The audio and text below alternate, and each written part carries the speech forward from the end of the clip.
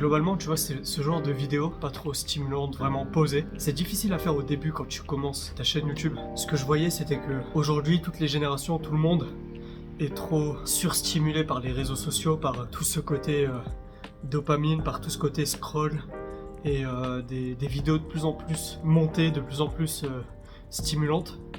Et je trouve que en fait ce truc c'est à double tranchant, parce que surtout si c'est ciblé genre pour les enfants, s'ils regardent ce genre de contenu ultra stimulant dès le début de leur vie, bah leur seuil de leur tolérance, on va dire, à l'ennui est beaucoup plus réduit, et faudra toujours plus d'effets, plus de montage, plus de stimulation pour les éveiller en quelque sorte. Et ce genre de truc c'est destructeur pour les enfants, et puis même pour les adultes. Un enfant, tu vois, c'est de base c'est fait pour être créatif, pour créer sa propre imagination, pour créer sa propre façon de penser, et le fait de consommer du contenu, ça t'enlève cette capacité que ton cerveau a pour créer du contenu dans ta tête, quoi.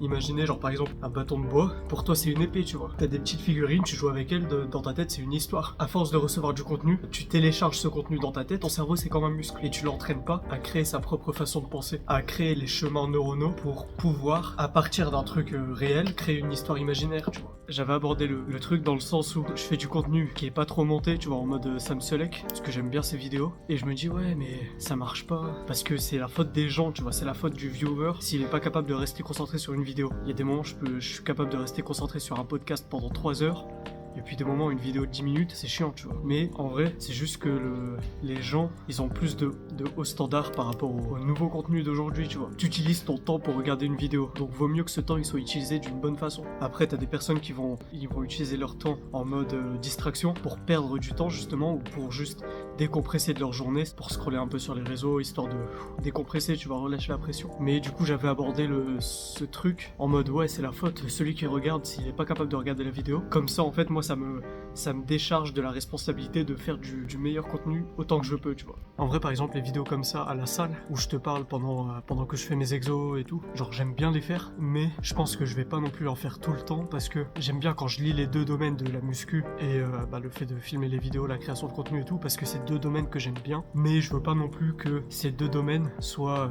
tout le temps associés, tu vois. Je veux pas faire que des vidéos de muscu, je veux pas penser à ma création de contenu pendant que je fais de la muscu aussi, tu vois. Je veux être concentré sur les deux, mais de manière séparée.